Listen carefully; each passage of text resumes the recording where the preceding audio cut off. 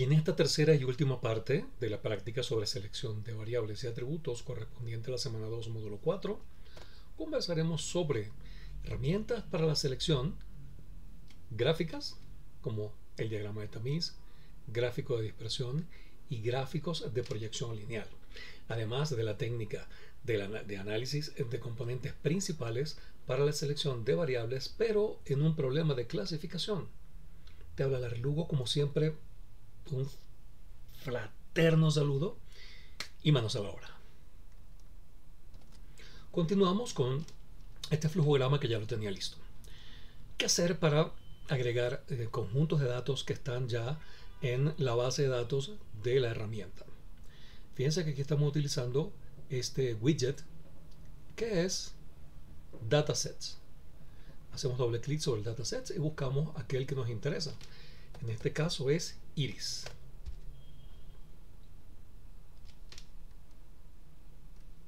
Para cargarlo bastará con hacer doble clic o sombrearlo y pulsar Enter. Y listo. Seguimos entonces con nuestro tutorial. ¿Qué contiene este conjunto de datos? Pues es un conjunto de datos clásicos de los años 30, de verdad uno de los más conocidos en estadística y en todo lo que es machine learning, entrenamiento de algoritmos inteligentes, etc. ¿Por qué lo usamos que no tenga que ver directamente con investigación docente? Yo, pues claro que tiene que ver.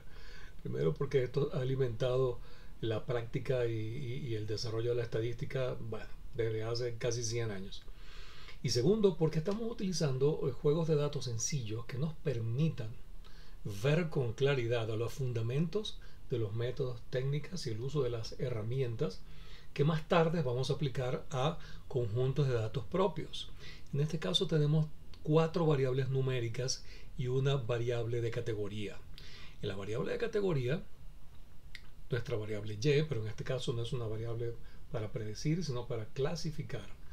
La pregunta que nos hacemos es, ¿cuál o cuáles de estas variables independientes, que tiene que ver con la longitud y el ancho de los sépalos y los pétalos, de 3 especies de flores, que son Iris setosa, Iris versicolor e Iris virginica? Entonces, ¿qué es lo que nos planteamos? Bueno, si no conocemos, por ejemplo, cuál es la especie, pero tenemos los datos de sus pétalos y sépalos. ¿Cuál o cuáles tendríamos que utilizar para saber de qué especie se trata? En pocas palabras, ¿cuál de estas 4 variables serían los mejores predictores para clasificar nuestra variable categórica o nuestros datos categóricos? Y esa es la respuesta pues que vamos a darles enseguida. Cerramos aquí y comenzamos, por ejemplo, con el diagrama de criba o el diagrama de tamiz.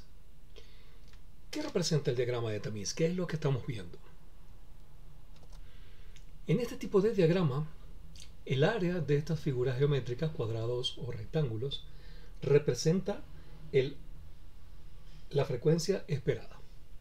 Es decir, a mayor área, mayor frecuencia esperada de la variable. Aquí tenemos 2 variables, la longitud del sépalo y la anchura del sépalo. Entonces, el área es proporcional a la frecuencia esperada de la variable. Y por eso se llama tamiz o criba, y estos cuadritos más pequeños, ¿verdad? Que parece una malla de esas con la que se filtra, se eliminan impurezas, por ejemplo, de la tierra, y por eso es un tamiz o una criba, justamente que se emplea para tamizar o purificar sustratos, suelo, tierra, etc. ¿no?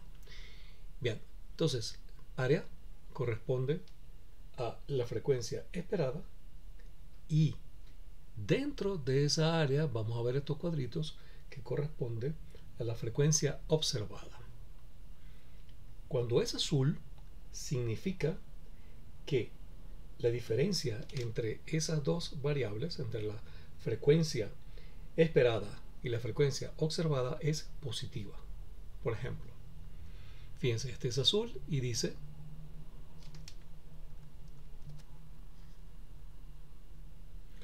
que los valores observados son 16 y los valores esperados son 11. Por lo tanto, como los observados son mayores a los esperados, el cuadrito es azul. En los rojos es al revés. ¿Qué otro detalle útil, qué otra herramienta nos brinda este diagrama de tamiz? Este es fantástico. Fíjense que aquí estamos viendo la longitud de los sépalos y el ancho de los sépalos. Pero tenemos este botoncito que es como mágico, que es la combinación de los valores. Si pulsamos aquí, nos va a dar esta maravilla.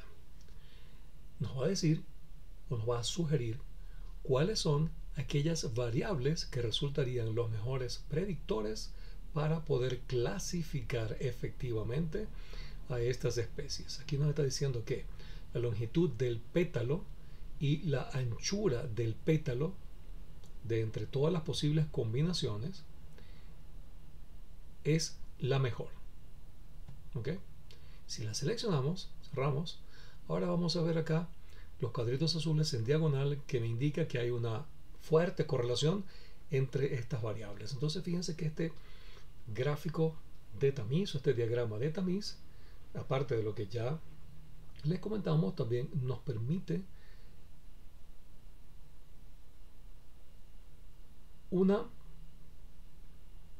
nos permite seleccionar entre los mejores predictores posibles. Basta con darle a este botón de combinación de registros, ¿verdad? ¿Okay? Y recuerden que esta diagonal azul significa que hay una correlación fuerte entre estas variables. Entonces, pétalo, longitud y anchura son, de acuerdo con esta herramienta, las mejores combinaciones para predecir con exactitud cuál es la especie y así clasificarla correctamente con base a esas variables. Diagrama de tamiz o de criba. Otra herramienta muy útil cuando estamos en esta etapa exploratoria, como que, bueno, no estoy muy seguro de cuáles son las mejores variables para clasificar cualquier cosa. Podríamos estar hablando, por ejemplo, de un dataset donde yo estoy clasificando el desempeño estudiantil en malo, bueno, muy bueno. ¿A partir de qué? Pues a partir de variables numéricas, como puede ser la nota final, notas parciales, las horas dedicadas a la plataforma virtual, etcétera, etcétera. Entonces podríamos tener varias de estas características o variables independientes y a partir de ellas poder predecir desempeño académico. En este caso estamos utilizando el ejemplo de iris de estas plantas ornamentales simplemente porque es muy sencillito y muy fácil de entender. El scatterplot o el diagrama o gráfico de dispersión, justamente como ya nosotros pues estuvimos explorando cuáles podrían ser las mejores variables, mis mejores predictores para clasificar la variable categórica, que en este caso es la especie de iris. Ya lo hicimos en el paso anterior, vamos a activarlo por aquí. Okay, el zip diagram. Okay, hicimos una evaluación de las mejores combinaciones y obtuvimos la longitud y la anchura de los pétalos. Precisamente si utilizamos esas dos variables como predictoras para la clasificación, que bueno, son exactamente las mismas, entonces podemos observar en este gráfico de dispersión que apenas si hay un solapamiento entre los valores de iris virgínica, que es la verde, y de iris versicolor, que es la roja. Pero hay una muy buena separación de esos datos gracias a que estas dos variables independientes son excelentes predictores. ¿Qué más podemos hacer? Cerramos acá. Y por acá tenemos, fíjense que este gráfico de dispersión está conectado con una tabla. ¿Qué pasa si en lugar de esta variable longitud del pétalo usamos la de sépalo. Si bien hay más o menos una separación de los valores, no están como tan diferenciados. Y si cambio esta otra por la anchura del sépalo, fíjense que están los datos más revueltos entre ellos. No hay una buena separación. Por lo tanto, las mejores variables, mis mejores predictores, son la longitud y la anchura del pétalo, de acuerdo con lo que hemos venido haciendo hasta ahorita. ¿Qué más podemos hacer en esta etapa donde estamos pues indagando, teniendo un análisis preliminar con herramientas gráficas de Nidata? Podemos abrir la tabla que está conectada con el gráfico de dispersión. ¿Y para qué? Bueno, precisamente si me interesa saber cuáles son estos valores que están en esta zona de transición, bastaría con abrir la tabla y pulsar en cualquiera de ellos. ¿Okay? Y así voy a tener una idea precisamente más clara de qué es lo que está pasando con esos datos en esta zona. ¿Qué más podemos hacer? Bueno, la proyección lineal es otro gráfico que puede resultar en extremo útil. ¿Por qué? Porque también me muestra gráficamente cómo se distribuyen, cómo podemos separar, cómo podemos clasificar en este caso, estas especies florales con base a características morfológicas. Repito, podría ser que estuviéramos clasificando desempeño estudiantil como en malo, regular, bueno, muy bueno, etcétera, a partir de notas parciales, notas finales, horas dedicadas al aula virtual, etcétera. Entonces aquí tenemos la anchura y la longitud de los pétalos.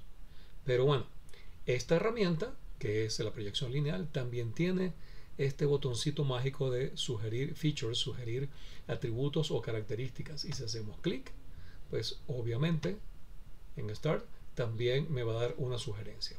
En este caso, la primera es la anchura del pétalo, la longitud del pétalo y la anchura o el ancho del sépalo. Y produce un gráfico tridimensional. Tenemos además tres algoritmos: el circular placement, o sea, la colocación o el emplazamiento circular. Tenemos el análisis discriminante lineal y tenemos el análisis de componentes principales. Esta proyección lineal entonces nos da o genera un gráfico tridimensional que, pues, a los efectos de comunicar puede resultar muy atractivo. Podemos utilizar cualquiera de las tres y, como siempre, ¿cuál va a ser la mejor? Bueno, obviamente aquella que nos muestre esa separación de forma más clara, y obviamente dependerá de la naturaleza y de las relaciones entre las variables. Pero bueno, si vemos cualquiera de esos algoritmos, cambia, pero la verdad no es gran cosa. Todos tienen un resultado parecido. Sí resulta atractivo poder ver la separación, es decir, la clasificación de esas tres especies, en este caso en un gráfico tridimensional. Y finalmente vamos a ver la aplicación del análisis de componentes principales en la selección de variables para un problema de clasificación, no de regresión. Recuerden que este fue el de regresión y ahora estamos viendo el de clasificación. Ya vimos con estas herramientas previas que la longitud y el ancho de los pétalos son las variables que tienen un mejor desempeño, es decir, nuestros mejores predictores para poder clasificar estas especies florales. ¿Okay? Longitud y cómo. Bueno, vamos a verlo por aquí rapidito.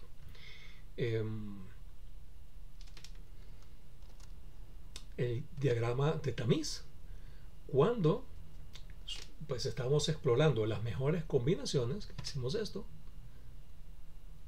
el sistema nos sugirió la longitud y la anchura de los pétalos, largo y ancho de pétalos, y efectivamente ya vimos que es así, que son muy buenos predictores. Entonces, ¿qué pasa con el análisis de componentes principales? El análisis de componentes principales, que ya lo hicimos, aquí con solo dos componentes principales estamos explicando el 95% de la varianza con valores normalizados, es decir, divididos entre la desviación estándar. ¿Qué significa eso? Pues repitiendo todos los pasos que ya dimos, significa que en el componente principal número 1, que explica, y lo podemos ver aquí primero, ¿okay? Que explica, el componente principal número 1 explica el 72.77% de la varianza observada, mientras que el segundo solo un 23%. Ya con un solo estamos básicamente alcanzando la recomendación que les dimos de un mínimo de un 75 o un 80% de la variabilidad observada. Y entonces, en el componente principal número 1, tenemos que la longitud y el ancho de los pétalos justamente son las variables que más contribuyen con la varianza que este componente principal explica. Así que con todas y cada una de estas variables el resultado es consistente. Lo importante es que tenemos distintas opciones tanto de visualización como de análisis para hacer una selección de variables y reducir la dimensionalidad elevada de los datos a una obviamente más baja. ¿Qué significa eso? Bueno, que de las 4 variables, con estas dos, longitud y anchura de los pétalos, explicamos prácticamente la totalidad de la varianza. Es decir, que no tenemos que utilizar la 4, sino que solo con 2 es más que suficiente. Bien, entonces los y las invito para que reproduzcan estos pasos y culminemos esta práctica del módulo 4 correspondiente a la semana 2 haciendo un ejercicio final para responder la evaluación sumativa del módulo. ¿Y en qué consistirá? Pues básicamente es descargar el archivo de datos que ya lo tienen en nuestra aula virtual y responder las preguntas del formulario con base a estas técnicas que hemos estado comentando, estudiando y practicando. Con esto concluimos el módulo 4 sobre selección de variables para resolver problemas de aprendizaje automático. Y en este caso lo hemos enfocado a procedimientos elementales como es la regresión lineal simple, múltiple y también el análisis de componentes principales para resolver problemas de regresión y también de clasificación. Te habló Larry Lugo y como siempre encantadísimo de encontrarnos por acá y hasta pronto.